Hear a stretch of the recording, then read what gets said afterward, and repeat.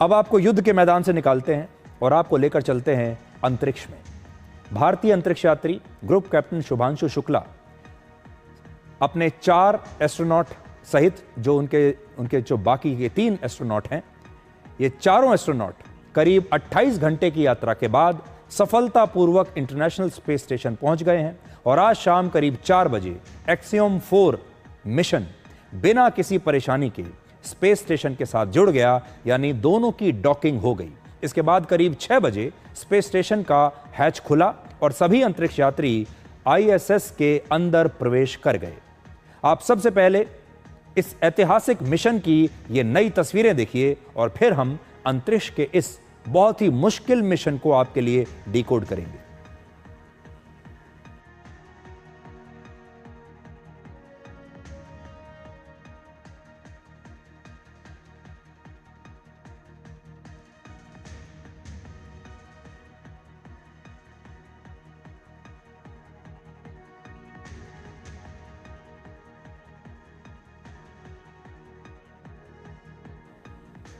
तो ये नई तस्वीरें हैं इस मिशन में शामिल जो 4 अंतरिक्ष यात्री हैं, जब डॉकिंग हुई और कैसे ये इस स्पेस स्टेशन में इन्होंने प्रवेश किया।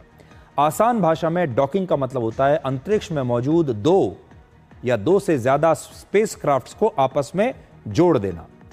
कल जिस फैल्कन 9 रॉकेट ने उड़ान भरी थी, उस रॉकेट का ऊपरी हिस्सा आज इंटरनेशनल स्पेस स्टेशन से जुड़ गया, जिसका नाम है ड्रैगन कैप्सूल। आज अंतरिक्ष में डॉकिंग के समय आईएसएस और ड्रैगन कैप्सूल की रफ्तार करीब 28,000 किलोमीटर प्रति घंटा थी।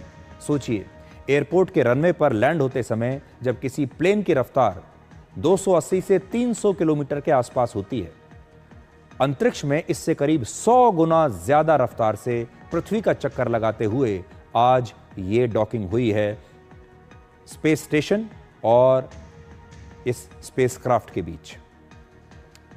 करीब आने के बाद दोनों स्पेसक्राफ्ट्स के बीच संपर्क स्थापित हुआ और इसके बाद ड्रैगन कैप्सूल मजबूती के साथ आईएसएस के साथ जुड़ गया और उसका ही एक हिस्सा बन गया। दुनिया में पहली बार वर्ष 1966 में अमेरिका के जेमिनी मिशन के दौरान डॉकिंग की गई थी और इस साल जनवरी के महीने में इसरो ने भी 2 स्पेसक्राफ्ट्स को डॉक किया था और ऐसा करने वाला भारत दुनिया का चौथा देश बन गया था। अब तक अमेरिका, रशिया, चीन और भारत ही अंतरिक्ष में सफल डॉकिंग कर पाए हैं। एक्सियोम 4 मिशन के अंतरिक्ष यात्री अब तक एक छोटे से ड्रैगन कैप्सूल में मौजूद थे, लेकिन अब ये सभी यात्री अगले 14 दिनों तक आईएसएस में रहेंगे। ये किसी 6 बेडरूम वाले घर से भी ज्यादा बड़ा है। आप ऐसा समझिए, कोई ऐसा घर जिसमें 6 बेडरूम है, सोने के लिए 6 कमरे हैं, 2 बाथरूम्स हैं और एक जिम भी इसमें मौजूद है। और जो फैल्कन रॉकेट अंतरिक्ष में गया था, यह रीयूजेबल रॉकेट है। इसका जो ऊपरी हिस्सा है, जो एक कैप्सूल कहलाता है, वो अब स्पेस में रुक गया और जो रॉकेट था वो अब वापस पृथ्वी पर लौट चुका है। एक्सियोम 4 मिशन में Shubhanshu Shukla second in command हैं, यानी दूसरे नंबर पर हैं और आज डॉकिंग के दौरान वो अपनी कमांडर यानी अपनी बॉस पैगी विटसन के साथ उनकी मदद करते हुए दिखे। इस प्रक्रिया का ज्यादातर हिस्सा ऑटोमेटिक तरीके से होता है, लेकिन अंतरिक्ष यात्री चाहें या फिर कोई मुश्किल अगर आ जाए तो इसे मैनुअल तरीके से भी पूरा किया जा सकता है और अगर जरा सी भी गलती होती तो ड्रैगन कैप्सूल की आईएसएस के साथ एक भयंकर टक्कर भी हो सकती थी और यह किसी भी स्पेस मिशन का सबसे कठिन हिस्सा माना जाता है। आज Shubhanshu Shukla international space station पहुंचने वाले पहले भारतीय बन गए हैं। इससे पहले 633 अंतरिक्ष यात्री आईएसएस पहुंचे हैं और शुभांशु शुक्ला वहां पहुंचने वाले 634 नंबर के अंतरिक्ष यात्री हैं। उन्होंने अंतरिक्ष से ही अपनी अब तक की यात्रा के बारे में एक वीडियो बनाया है। आप पहले उनका यह वीडियो देखिए जो उन्होंने भेजा है खास तौर पर, और फिर हम आपको बताएंगे कि अगले 14 दिनों में उनकी सबसे बड़ी चुनौती क्या होगी।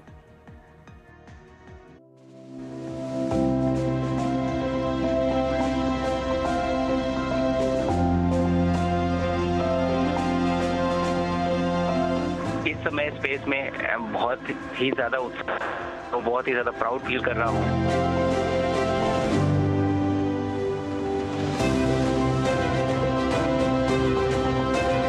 मैं बहुत उत्साहित हूँ और मैं अपने शोल्डर पे अपना तिरंगा जो मैं लेके चल रहा हूँ, मैं मानता हूँ कि आप सब मेरे साथ हैं।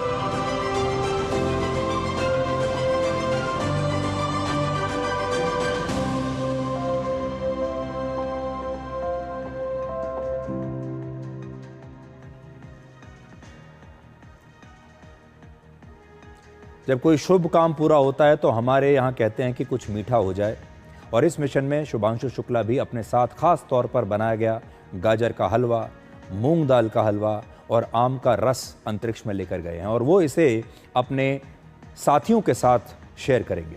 हालांकि इस अंतरिक्ष यात्रा में शुभांशु शुक्ला को कई चुनौतियों का सामना करना होगा।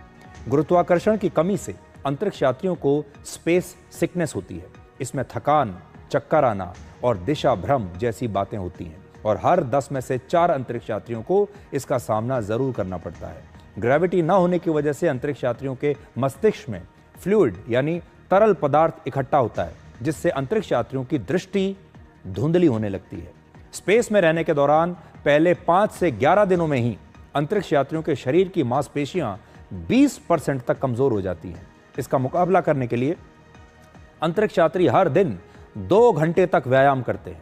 आज शुभांशु शुक्ला ने अंतरिक्ष में पहुंचकर यह भी बताया कि अब वो किसी बच्चे की तरह फिर से चलना फिरना सीख रहे हैं।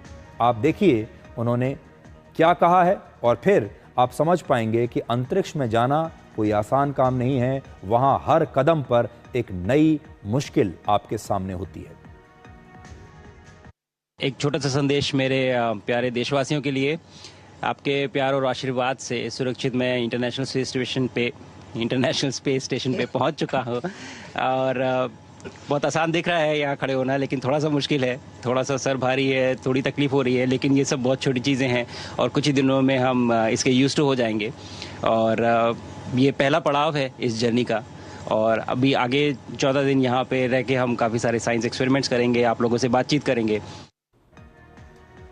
तो इस मिशन की कमांडर अमेरिका की पैगी विटसन है। आप जानते हैं पैगी विटसन की उम्र कितनी है? वो 65 वर्ष की हैं, 65 ईयर्स। सोचिए, जिस उम्र में हमारे देश में लोग नौकरी से रिटायर हो जाते हैं, ये रिटायरमेंट एज मानी जाती है, उस उम्र में पैगी विटसन दुनिया के सबसे मुश्किल मिशन को कामयाब बनाने के लिए निकली हैं। उनसे करीब आधी उम्र के मिशन स्पेशलिस्ट हंगरी के टिबोर कापू हैं, जो 33 साल के हैं। शुभांशु शुक्ला 39 वर्ष के हैं, और वो अपनी बॉस पैगी विटसन से करीब 26 साल छोटे हैं। पोलैंड के चौथे अंतरिक्ष यात्री की उम्र 41 वर्ष है, और उनकी उम्र भी पैगी विटसन से करीब 24 साल कम है। इससे पहले भारतीय मूल की अमेरिका अंतरिक्ष यात्री, आपको याद होगा, सुनीता विलियम्स ने 59 वर्ष की उम्र में अंतरिक्ष में 9 महीने से ज्यादा का समय बिताया था। 59 वर्ष की उम्र में, यानी अंतरिक्ष यात्रा करने के लिए उम्र की कोई सीमा नहीं है। भारत के पहले अंतरिक्ष यात्री विंग कमांडर राकेश शर्मा अंतरिक्ष में करीब 8 दिनों का समय बिताकर आए थे, और अगले 14 दिनों में ग्रुप कैप्टन शुभांशु शुक्ला भी अब राकेश शर्मा का यह रिकॉर्ड तोड़ देंगे। अब वक्त हो गया है एक छोटे से ब्रेक का। यह ब्रेक है 3 मिनट का। ये 3 मिनट आप थोड़ा आराम कीजिए, रिलैक्स कीजिए, और फिर 3 मिनट के बाद हम आपको दोबारा मिलेंगे कुछ नई खबरों के साथ।